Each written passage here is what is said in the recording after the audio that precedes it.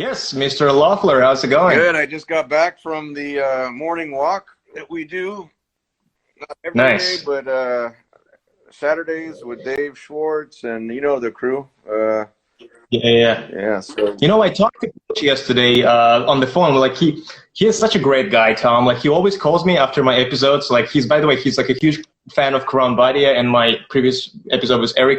But he's always calling me and he's like, "Yo, like this was good. Like good." Like he's always encouraging me. Like I get so energized when he calls me. Dave has a lot of words of wisdom. He's experienced a lot. His first boxing show, I think he said when he was 10 years old. He's 84 now, so that was a few years ago, and super successful business person, owns real estate all over the world.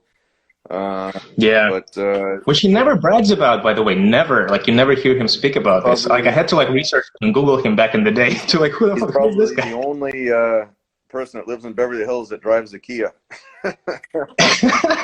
Typical. Like it's I feel like he was the first one who did not brag. But gosh, I'm just so grateful for the guy. Very down to earth, and I always like talking to him and Larry just because of their life experiences and everything. Yeah. So I got let's see, my Jordan hat on. This was given to me as a present from Bjorn Schultz. And oh, nice. When they were supposed to fight on the show in May at the Hollywood show, and then I have on here, if you can see this is wow. Mitiera. Is that a Zapata? Mitiera. That's a restaurant. It's a famous restaurant in San Antonio that we took Triple G to when we went to meet Jerry Jones of the Cowboys. We actually took a tour of Cowboy Stadium. He invited us to I remember it was a Monday night football game. Or might have been Sunday night. Cowboys versus the Eagles, so a big game, and we were in his suite. We were down at the 50-yard line on the field before the game, and took some photos with Gennady and Jerry Jones. And then as part of that trip, we stopped in San Antonio and did a media lunch, totally unannounced, just for the media. But then somebody saw him walking into this restaurant. You got Billy Joe Powers joined us, by the way, Tom. Let's say hi to her. Billy Joe, oh yeah, she's the best. She's great. She was always with the Tecate for a lot of the events that we did, and no, she's tremendous. But so in San Antonio, to get back to that story, we were there just to do a media lunch. It was a closed media lunch. We had about 20 people there from the media in the San Antonio area, and it just so happened that someone put on social media, "Oh, I saw Triple G walk in the Mitiera." Yerbulat, salam alaikum. And then it turned out that there was a line of 100 people, 100 fans, lined up outside the restaurant waiting for Gennady to sign autographs. And sure enough, he did. He let the whole line in and signed autographs, took photos, and that's really how he became as popular as he did, just because of his connection with fans. And that's exactly I just recently listened to a podcast. It was Lucky, the guy Lucky. He's a journalist, and he has his podcast. And he had Michael Montero on, and they were talking about Triple G's, beginning years and all of that, and how you were inviting the press to the restaurant. Yeah. I forgot the name. Downtown LA. What was the name of that? The Palm, right? Palm Restaurant. Yeah, we were very media friendly in the beginning. We were just happy to have media come to those early press events, and we definitely and Gennady is always so welcoming, as well, and down to earth. So that was a good connection with the media and with the fans. Right. So Tom, tell me about any new thoughts about what's happening. We're having the UFC fight card today. By the way, are you watching this tonight? Absolutely. Yeah, I texted Dana a couple times, and I'm personally a supporter of it. I'd like to see live combat sports again. Naturally, the first priority is the safety of the participants and the people involved in the event. But I think Dana's on the cutting edge of it, the leading edge, I should say, and he figured out a way to have it in Florida. So I'm definitely gonna be watching. I'll be buying the pay-per-view tonight to support the show. And looking forward to it's a great matchup also against Tony Ferguson and Gagey. And I'm not that familiar, obviously, with the MMA fighters. Did you hear the news though about someone tested positive for COVID? One of the fighters. Oh, at the event that's supposed to participate. Yeah, like right now after the weigh-in, like they discovered that one of the fighters got COVID. It's just like, so I mean, they're still going along. I mean, the fighter is not going to participate, but the event's still happening. But man, this is hard. That's the thing is, and I've also been in contact with the California Commission because naturally that's where we do the Hollywood shows here. And yeah, what do they say? sorry.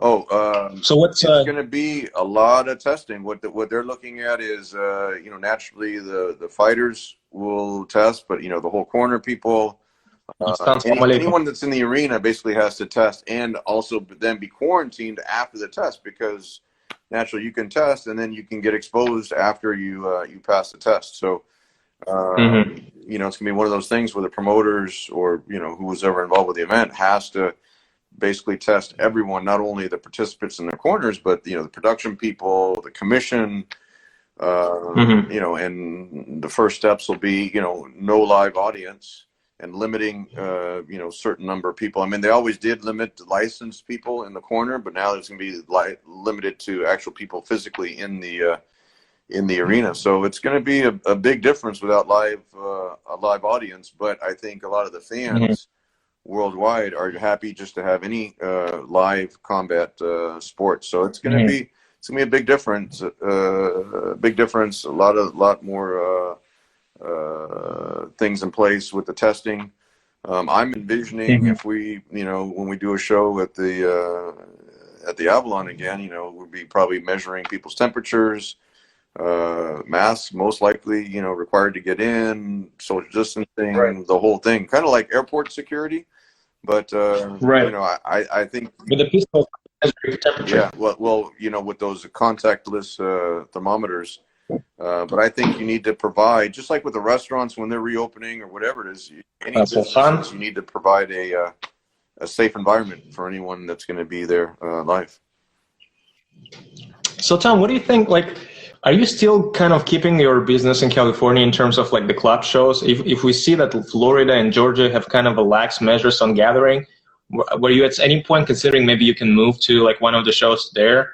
Or if not, like, are you willing to wait until, I guess what California in general says, like no events until like fall? Like what point are you like mitigating this kind of loss right now? Yeah, that's a good question, Samir. I mean, I work with fighters, Brian Ceballos in New York, for example, Cecilia Braekhus. She's actually stayed here the whole time. I actually went to go visit her. Yeah, she's in Big Bear. Yeah, she was training for her fight. She was going to fight on the Matchroom show with Eddie Hearn that was supposed to be April 17th with Maurice Hooker and with Regis Prograis. That was going to be a great show, by the way. And then Cecilia and just McCaskill. But so anyway, she started her training camp at Big Bear, and then when all this came, she didn't want to fly back to Norway. Naturally, she would have liked to have been with her parents back there, but she decided to stay in camp. So she's been up there the whole time. Serhii Bohachuk. I saw on Instagram or some swag recently, like a bag full of like Jordan apparel or something. Yeah, it was actually it wasn't Jordan apparel. It was like a pair of Nike boxing shoes. But she was happy to have a visitor. She was happy to have a visitor up there because she's been literally by herself the whole time. I can imagine. So I just bought her a pair of Nike boxing shoes, to bring up there as a present, different color than she had before. So she was happy about. That's so cool. She was happy about that. And then Serhii Bohachuk, he's down here in LA. He actually decided the same thing. Instead of flying back to Ukraine, to stay here, train. And to answer your question of the Hollywood shows. That's going to be challenging because the majority of the revenue that's generated there is local boxers that sell tickets to their supporters. We have some great ticket sellers, very popular fighters here locally, whether it's George Navarro, Adrian Corona, Marco Deckman, all the guys that I know I'm forgetting a lot of people, Christian Robles. Tom, Ryan Scalia has a question. Sure. I don't certainly understand too much. Can Tom use UFC Apex? I think it's the gym. If Fight Pass was gonna show his last event, looks like in Nevada open for fight soon. That's an alternative, and I think Dana was very smart in building that facility as part of that whole new building where they have a state-of-the-art training facility there. They have the Apex, which is basically a ring or a cage, I guess. Right. with all kinds of By the way, cameras. my mom just joined the chat, so say hi to my mom. Hi, Mom. Hi. Мам, это тебе привет от мамы. Привет. No, but sure, I think that could be the way, you know, where it goes, at least in the beginning, where whether it's a gym or a TV studio or whatever it is, just to produce the content. And Dana was looking at, you know, originally was looking at going to Indian reservation because that was really federal land instead of state regulations. But that would be one possibility. We were excited because it was not only a tremendous show with Brian Ceballo headlining it, well, Adrian Montoya also from Mexico. He's a tremendous fighter, and he had a lot of buzz about the knockout that he, or the win, not the knockout, that he had in on the Hollywood show. So I had a question about Fight Pass since Ryan brought it up. Like you had the fight that was scheduled for March 29th it was supposed to be on Fight Pass. UFC Fight Pass. Since that fight happened, I'm not sure how and you know, I don't know to what extent can you talk about it. So, but I'm still assuming you still have that right to show a fight on a Fight Pass. Yeah. Going forward. Yeah, what we did is we partnered with Roy Jones Jr. Promotions as a co-promotion for that Fight Pass show. But it's such a great show with all those matchups that really what I'd like to do is just have the same show, the platform on Fight Pass. I really think, you know, I've seen some of the boxing shows on Fight Pass. I really think this would have been one of those top shows with great, you've been to a lot of the Hollywood shows. Exactly. Top to bottom. Amazing shows, great production. Yeah. So my question is then, like, I don't know to what extent, like, I feel like if you have still that kind of slot to like show a fight on Fight Pass, I feel like the demand right now is so huge for boxing fights, so that opportunity to show a fight on Fight Pass can actually exceed expectation and more like of a, I don't know, you can maybe like work around with it, maybe put on like more lucrative fights for boxers, or like maybe, you know, I don't know how this business works from the inside, but I don't know, is there something like that where you can take advantage of what's happening right now? Well, you know, there's two aspects to that, Samir. Is what we do on that Hollywood show is, as I mentioned, the majority of the revenue is from ticket sales. So when you take that out, you know, Fight Pass is a great platform, but unlike a DAZN or ESPN or Showtime or Fox, whatever it is, you know, they can pay the license fees, so you can get around not having the ticket revenue, but having the television revenue. What Dana's doing tonight, pay-per-view, so that's going to be, you know, the pay-per-view revenue for UFC. So, you know, it's a different dynamic, definitely a different dynamic for our shows, and that's what I'm, you know, trying to figure out right now is when we can come back and actually do the next show that would make sense to provide the content, because we definitely need to keep the fighters busy and active and provide them with a platform or the ability to fight, and that's what we're trying to work out right now. Now, let's say, you know, we're going forward and the state will allow to hold fights in California, but no crowds, right? Do you still want to preserve that brand of Hollywood Fight Nights and hold a fight in Hollywood, and especially like Avalon? Is that like, does that make sense at all? Would you do that? I definitely want to preserve the brand. I mean, it was great. The Hollywood Fight Nights really had this kind of like really a cult following where you don't know who's going to be there, you know, which celebrity's going to show up. We had Mario Lopez has been there, Michael Buffer has been there, Bruce Buffer, you know, Victor Cruz, NFL player. Exactly. I mean, everyone's there. It's just a prime spot location.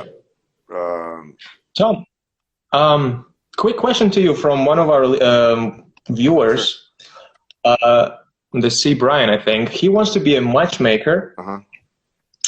Interested in being a matchmaker or in boxing management. How can he start since there's no experience in the field? You know, one thing it's a little bit of a double-edged sword, the sport of boxing. It's easy to get into it because there's no requirement in terms of being licensed. I mean, you have to get licensed in order to be a fight, but to participate in a fight event, whether you're a manager or a trainer or a fighter. But unlike with the NFL, when you did get licensed agents or baseball, whatever it is, my recommendation is just going around and making contacts with people. You know, if you go to your local gym, you start to meet the trainers, and you know, I'd say 90% of the guys are really tremendous guys. They're willing to show you or introduce you to different people, or here's a new guy that's starting to train. And for a matchmaker, really the main skill is knowing the trainers, knowing the fighters, whether it's in your own city or, you know, in different states nearby. Whether, you know, when I was, you know, first starting out, I tried to, you know, meet people in Las Vegas, in Phoenix, Arizona, you know, all the cities here in California.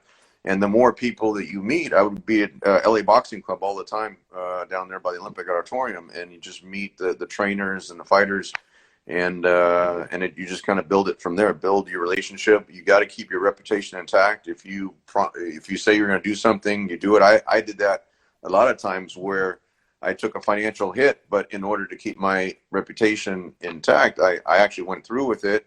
Just so people know, that's like, oh, because if I say something's going to happen, it'll happen. Right. Even if for some reason the financial part of it changed to the negative to me.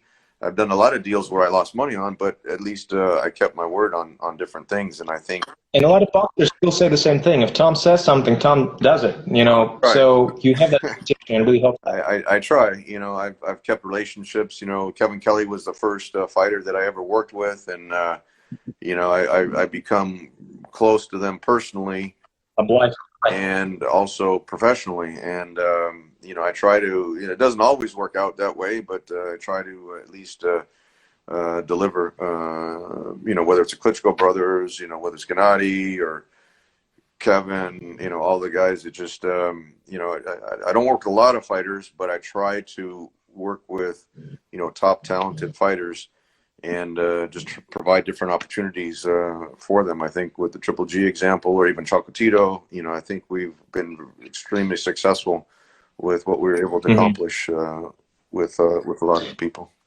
And you know, what you said about meeting people is so true, and that goes to you, say, Brian, who just asked the question, is meeting people. The way I met you, Tom, was just basically me coming up to you and saying hi. Yeah. And look where we are right now. Look what have we done together. Right. It's amazing. It's crazy. No, I got to give you a compliment, Samir, not only on this podcast, and I actually meant to compliment you, because I was talking to Dave about that today, where Dave was saying, you know, how great a job you're doing. And I said, yeah, Samir is really resourceful and energetic, and even moving to Toronto like you did. But coming out to the track and meeting me, and then, you know, when we first met, I'm like, oh, okay, another person from Kazakhstan. He seems ambitious, but we're not really sure, you know, if there's something that can do it. And then I remember Triple G had an event, and usually we have like 3 translators that, you know, depending on the schedule, you know, one was from HBO and 2 were other, you know, and they all were local here, and none of them were available that day. And I texted you out of the blue. I don't know if you remember. Text you out of the blue. Yeah. Here, what are you doing? I think it was like the day before, or even that morning. I said, we have a Triple G press conference. It was in the morning, 6 a.m. We have a Triple G press conference. Can you make it? And sure enough, you took off work. You came down there. You took the opportunity, and you were like, I completely ditched my job. I'm like, I'm sick. Front and center, you know, on the press conference, but you did a great job, and you know, you stuck with it, and you know, I think it's great. Also, the people that you met working with us, whether it's Ryan, or I see a lot of the guys, you know, Curran, Batia, you know, from HBO, or, you know, Michael Montero, all the people that you've had on. And I got your angle, Samir, because I see all those attractive girls that you have on the podcast. Stop. Quiet. You don't know who's watching right now. It's the perfect excuse to like have a conversation with them. So I gotta. Yeah, you're smart. That's a smart angle to take right there. Yeah, I mean, it never hurts to have that angle. But yeah, absolutely. And let me tell you that, because it was surreal. I think I need to frame that text. I still have it, like a picture of it and screenshot, where you text like, hey, Samir, this is Tom. And I just went to Superfly 2, and I was like, I'm going to act all cool about it. I was like, hey, Tom, great show yesterday. How's it going? But like my heart was pumping, like, why is he texting me in the morning? I was like, Triple G needs your help. I was like, what the fuck?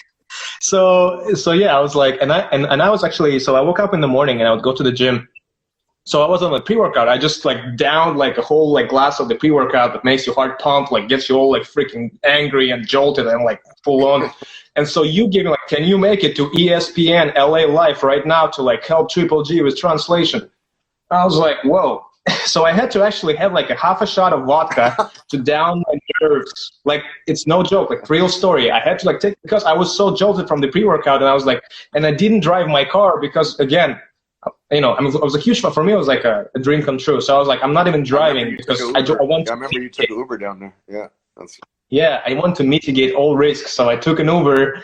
You know, I'm texting my friends. I'm like, you will not believe where I'm going right now. But I mean, and from them on, that was just like history. But wow, like, well, like that kind of like that whole thing kind of really redirected my life. Even that I'm here in Toronto right now. Remember that conversation we had? I was gonna go to Vancouver, and then we were like New York or somewhere. And I'm like, no, Samir, you gotta go to Toronto. Toronto is where shit happens. Yeah. And I'm like, all right, if Tom says Toronto, I'm in Toronto. So now I'm in Toronto because of you. No, that's great. And yeah, I think it's a great market for sports. You know, since you in the sports or entertainment.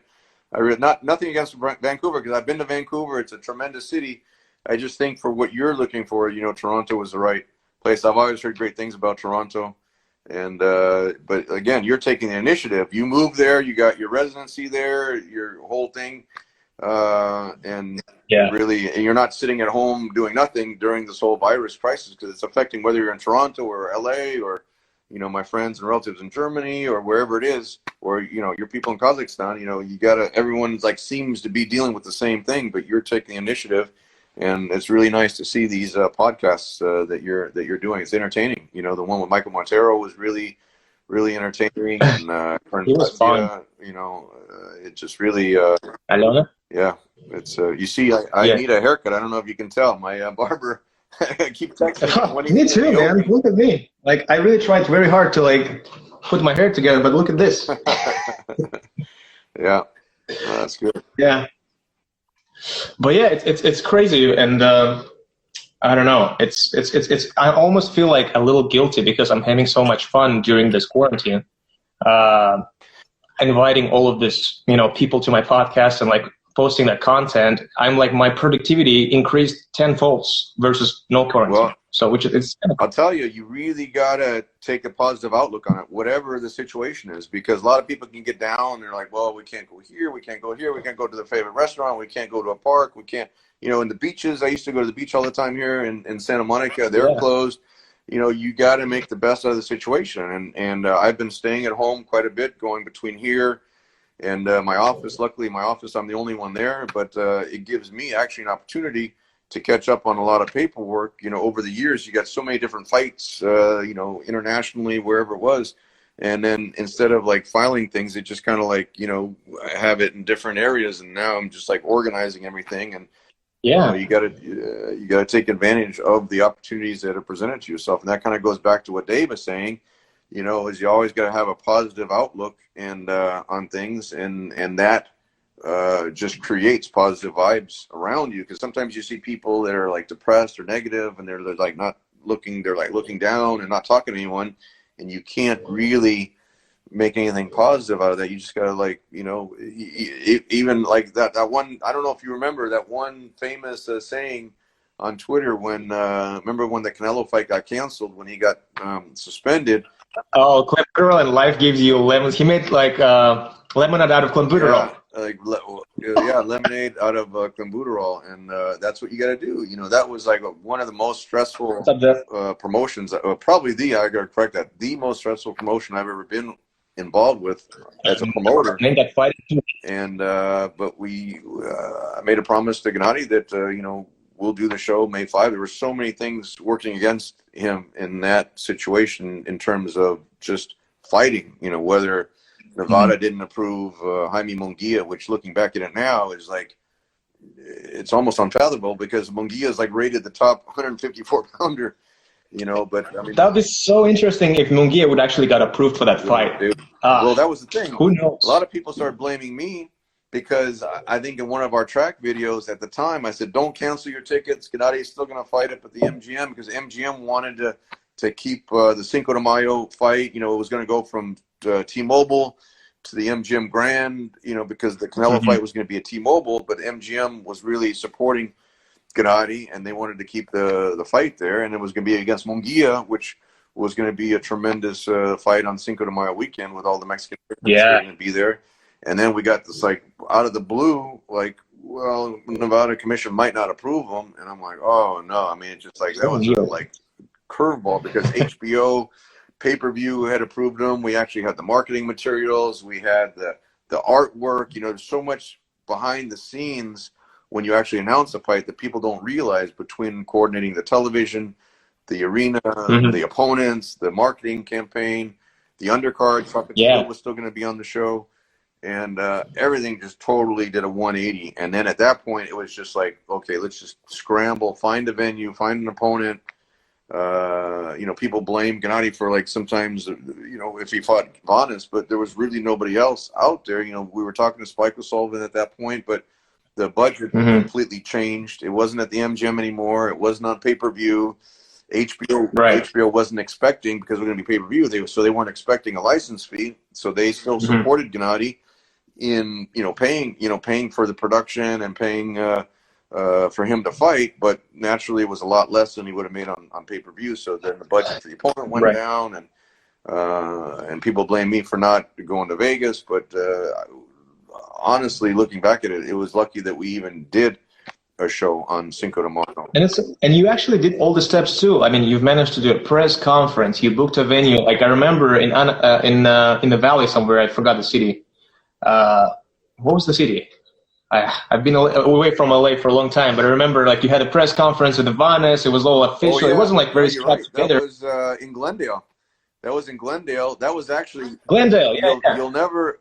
I don't think anyone has ever done this. It's probably unprecedented, where you have a multiple title unified champion like Triple G, one of the most marketable boxers in the sport, going to his opponent's gym.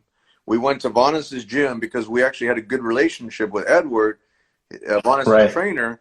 That actually goes back to the Ronda Rousey days, when Ronda Rousey was at the peak of UFC stardom. We went to, she trained, that's actually a long story, but she trained in Big Bear for a week at Abel's place. And so she met Gennady up there, and they really hit it off. And she had a lot of respect for him, for his, boxing skills, and then he naturally had respect for her as far as her MMA skills, and so they kept in contact. And then before one of our fights, we went to go see her and say hi at the gym, and so we developed a personal relationship with Edward. They took us out to lunch afterwards in Glendale, and so anyway, that was just a coincidence with Vanes that.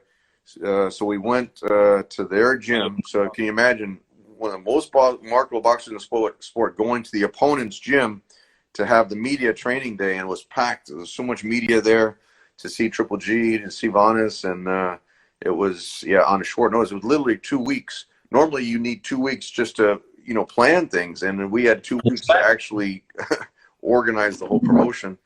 And I wish more people understood that, how hard it is to actually organize the whole thing logistically. I mean, we're not even talking negotiations, but just kind of building it all out. I mean, we were going through international TV deals, and we were just, you can't schedule something on a television platform with only 2 weeks notice, because you already have the programming. So I was scrambling just to try to get his fight on the international platform. And but that's a good memory we went to I remember it because I couldn't. You were texting me. I was like, I already lied to my work too many times that I cannot make it because I'm sick. So I can do it one more time.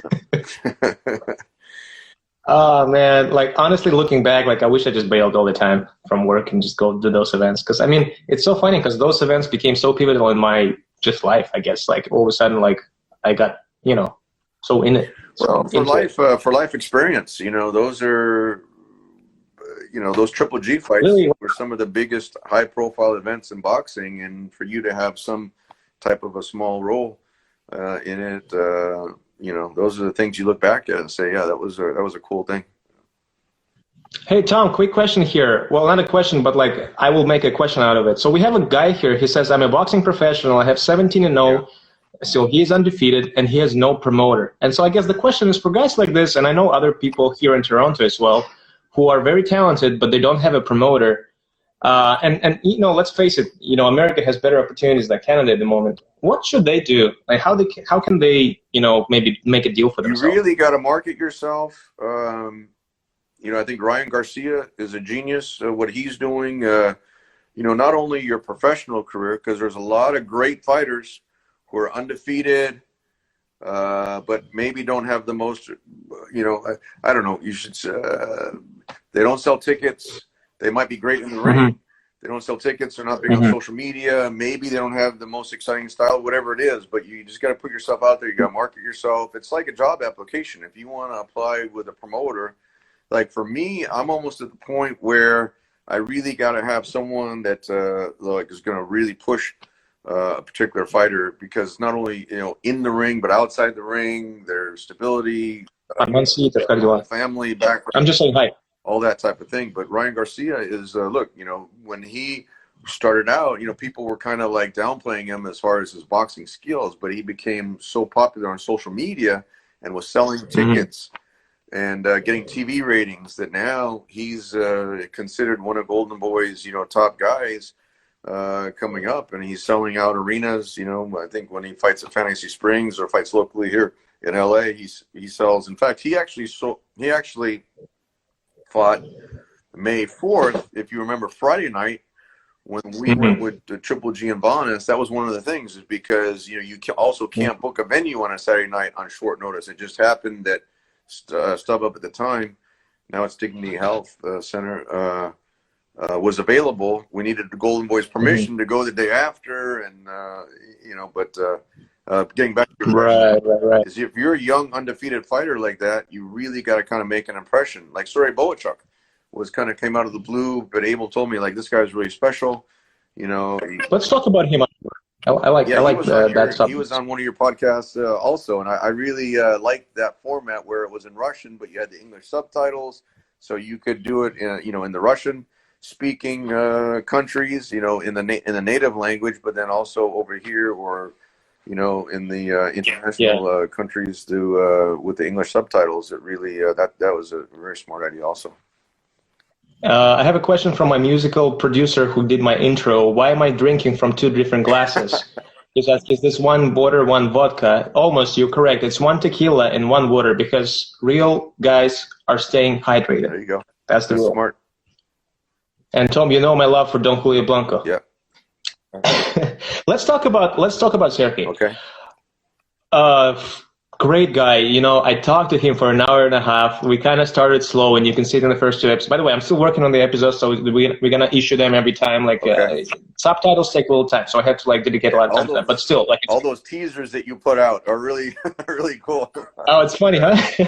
Yeah. However you cut it or edit it, it's a spark. It takes like 2 hours to actually get those little moments. Yeah.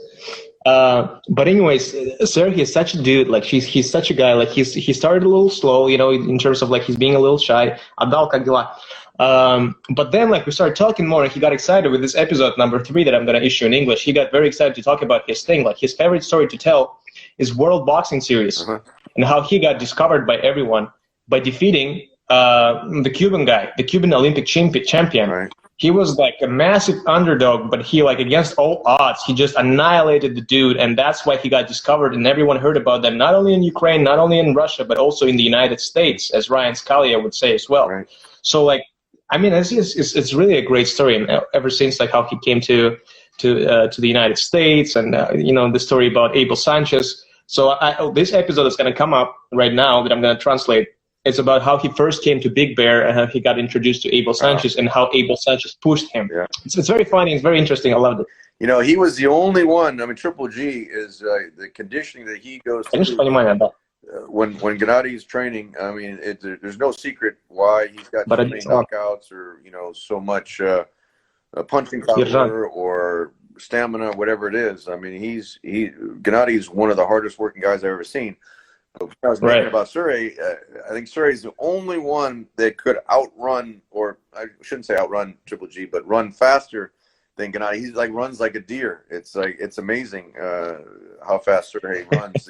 They run 5 miles, 6 miles, 7 miles in the altitude, uphills, downhills. Serhii mentioned in the video when I'm gonna issue this, Abel actually in the rain made Serhii run in the rain and the wind, and he was it was very cold, the water was everywhere, he was still running, and Serhii, his job was to impress Abel, because there was still no contract, and the condition was if Abel will be impressed, then the contract, Abel will sign the contract, if Abel will agree to train him.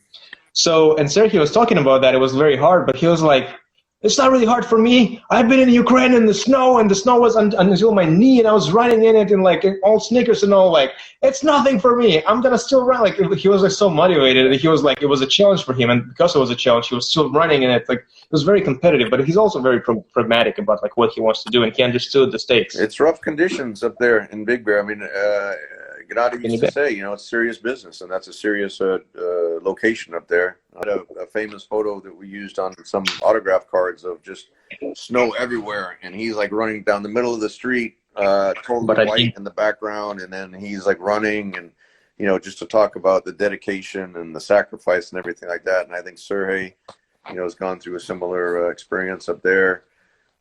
Cecilia has been up there when it's been snowing, and so it's it definitely. We've sent some fighters up there to train that last about a week, and they just can't take the isolation, and you know, they want to be around their friends or whatever, and that's fine, but it's not, you know, the same thing that, you know, some of the sacrifice that you need to put in when you're actually 100% serious about. So let's talk about Serhii.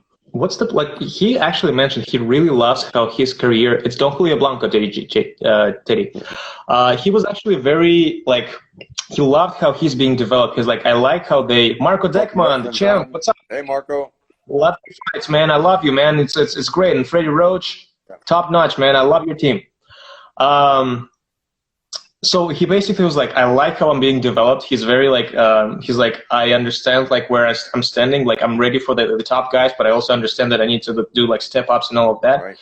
How's that developing right now? Like, what was your original strategy, and how your strategy about him is going to change with this whole coronavirus? Are you still going to be like, oh, we're not changing anything about this, or now you need to like speed up or something? The good thing is he's young, so there's no time constraint. Sure, he's young, and like, again, he's willing to do the sacrifice. It's not easy for him because his family's in Ukraine, and he's, you know, really lives and trains. Well, not lives, but trains over here. And while he's training here, he's spending a lot of time in the U.S. But he was right on the cusp. You know, he just won that WBC Continental Americas title. He got rated. He's rated number 12 in the WBC as junior middleweight, number 10 in the IBF. Junior middleweight, so he was like cracking the that bubble of being in the world ratings. 17-0 with 17 knockouts, getting the 100% knockout streak. Yeah, and Serhii is one of those guys that's always in an entertaining fight. You know, he doesn't have that same. You know, Triple G had that like one punch knockout power, or I shouldn't say has that one punch knockout power that. Like when Matthew Macklin, you know, when he stopped Matthew Macklin, or Daniel Geale, or, you know, some of those dramatic knockouts that, you know, really created the legend of his power. Serhii is more of he'll just keep grinding you, like nonstop body punches, headshots, combinations, whatever. Two quotes that he mentioned in my podcast. First one was, when everyone sort of slowed down, I mauled people. I ran over them. That was the first quote. Second quote, he was like, the thing about me, I destroy people. I destroy, he said it 3 times, I destroy people. And then he reiterated, in boxing. Not like in real life, in boxing, I destroy people. That's what I do. And he's just like, that's the thing about him. He's like, yeah, I'm not going to be like quick starter and all that. I'm going to look at you then. And then like when the time goes, I will destroy you. That's what he said. And it's just like amazing. And that's both physically and mentally. Yeah. You know, if people realize I can't keep up with this, then mentally they get broken. That's the first time, that was our very first Hollywood show. First time I've seen, this is when Serhii became one of my favorite fighters to watch, is that he got knocked down, like a flash knockdown, against Lucius Johnson. Oh, that was a good fight. He got knocked down. He popped up. It was a legitimate knockdown. His glove touched the canvas. The flash knockdown, but it was legitimate. The glove touched the canvas. He jumped up. And then he knocked down Lucius Johnson, and Lucius was on the ground, and it wasn't a flash knockdown. He was actually still on the ground, but the referee was counting on Serhii because he was the one that went down first. So Lucius was on the ground, and the referee was counting on Bohachuk, and it was funny. I mean, they got back up. Lucius got back up, but it was really bizarre. I've never seen that before, and it was funny. And so, what's up, Jimmy Kelly? It was funny. I talked about that flash knockdown with him, and he's like, yeah, I messed up. Like, And I'm like, but that was a good lesson for you. I'm like, he's like, yeah, that was a great lesson for me. And that was one of many lessons for me, because that's the thing about him. He's like, I know I'm a hothead. I know I'm a come forward kind of guy. But yeah, like when he first debuted against the guy was, it was the first fight in his professional career. So, it's not like you have to worry too much. But he put his hands down. And then the guy just, just hit him in the face and rocked Serhii. And that was like a good lesson for him, is no matter what your record is, no matter like what fight it is, a boxer is a boxer. And a boxer has those hands. 100%. So never put your hands down. That's what he said. And those are the lessons that he always like, and when he said that, I understand, like, okay, like that's why you develop fighters, because they have to learn. The stakes are high. Put your heads up. You're right. There's a lot of metaphors between boxing and life. What happens in the ring, what happens outside the ring. Always keep your guard up, stay protected at all times, or protect yourself at all times, those type of things. But yeah. Serhii had a lot of learning lessons, and he did get a lot of experience in that World Series of Boxing, like you were talking about. But it seems like a sponge, just wants to learn more and more, and really excel at the sport. So, Tom, let's go back to the question though. What's next for Serhii? How are you going to change or not change with developing this fight? Well, now that he has the title, we're looking at defending that title. Naturally now, when you take that step, now if you're a top 10 rated fighter, now you have to fight. You have to keep fighting certain level fighters. The commission's not going to approve someone that's not going to be in a similar level as Serhii now. So definitely his level of competition is going to stay at that higher level. But I think Serhii's the type of guy that the better his competition, the better he's going to look. Because there's a lot of fighters who have great records. He's 17-0, 17 knockouts. A lot of fighters with that like 20-0 type of record, but they haven't really fought tough competition. And then as soon as they get put in a fight where they might not be the overwhelming favorite, and they have some adversity, then that not all of them react the right way. So,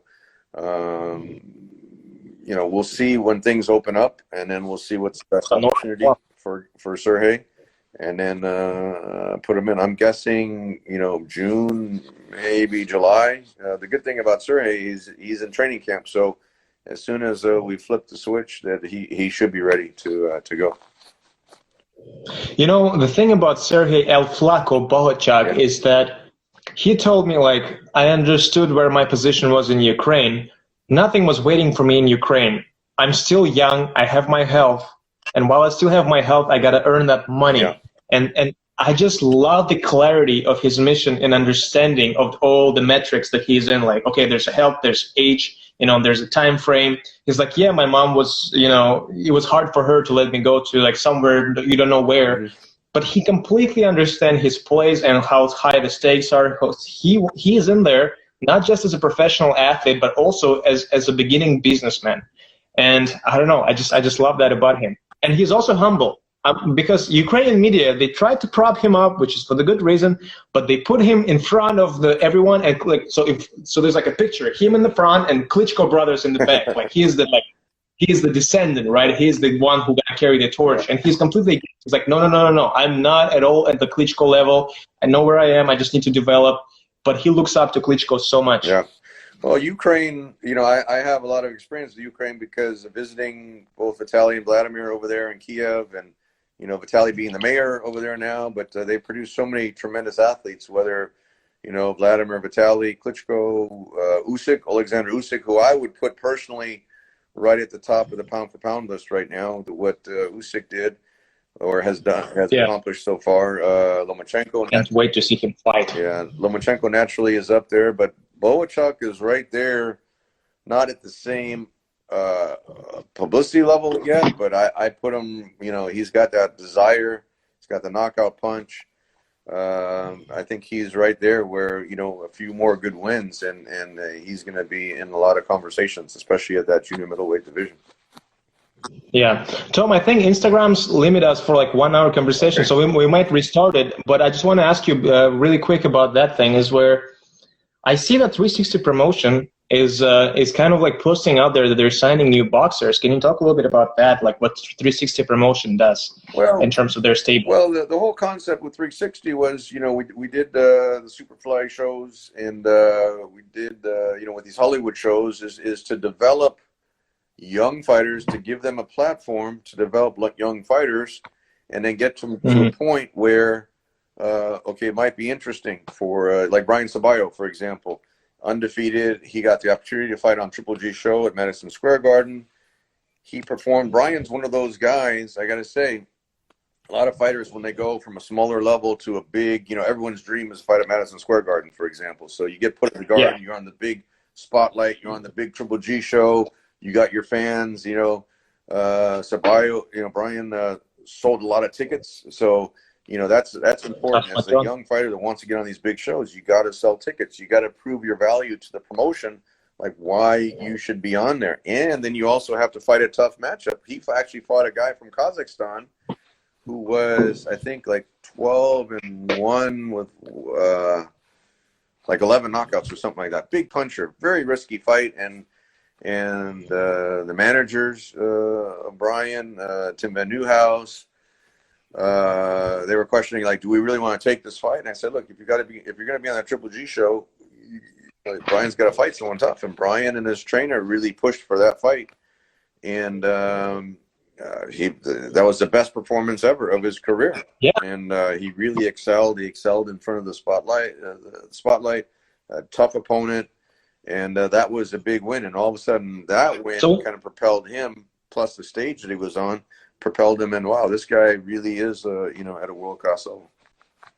But I see, like, so you're kind of like building that blueprint for 360, already building that reputation that if you're signing with 360, you're already in the Madison Square Garden, in the Brian Ceballos is a proof of that. But at the same time, I'm seeing new boxers. I think you just found someone. The name escapes me, but 360 is working closely with other boxers as well here in Los Angeles. Yeah, well, again, I kind of skipped around a little bit. I was using Brian Ceballos as an example, where he had a lot of experience, a lot of fights here in the Hollywood shows. He had a couple fights on some of the New York shows. I know he fought on one of Lou's shows, Broadway Boxing. So we would develop the fighters until they get to a certain point, and then we can look to see, which situation makes the most sense. Naturally, Triple G promotions would be the most natural progression, but Gennady might not be interested in a particular fighter that 360 signed. So then we could look at, doing something with Top Rank or Golden Boy or with Eddie, with Matchroom, for example. So that's really the basis of developing the fighters, get them to a point where they're marketable,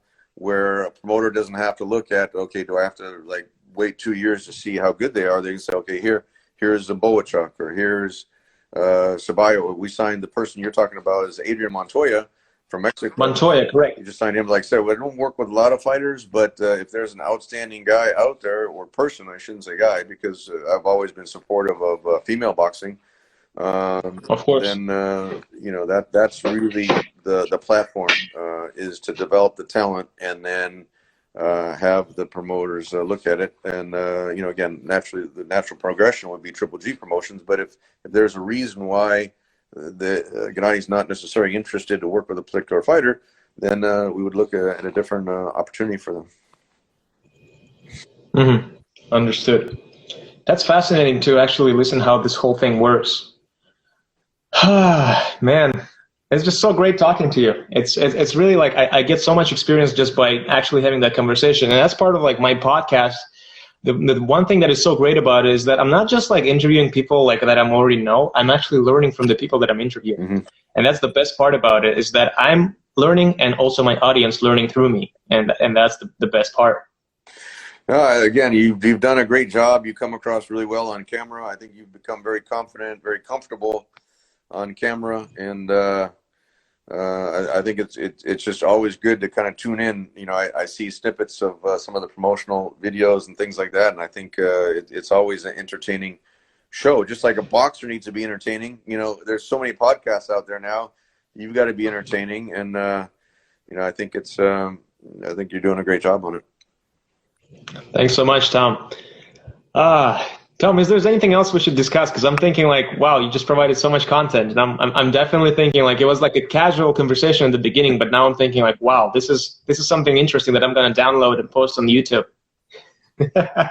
Sure. No, it's just, I mean, again, I'm just trying to stay inside, trying to respect all the guidelines and everything. I mean, I do think Right. it's important, and this is what we talk about on the Sunday shows with Doug Fisher, editor of Ring Magazine, and Dave Schwartz, is that it's important to be outside, get some fresh air, get some sunshine, definitely observe the social distancing, definitely observe the facial coverings, be safe. But I think the people that kind of stay inside, there's also a different element to it, as far as some people get depressed if they're not outside, if they're not working. Yeah. And so I think you got to just keep your mental outlook. And I didn't, when I was mentioning all the different promoters, I didn't want to leave out, PBC and Fox. Tom, we have 20 seconds left before this live ends. Yeah.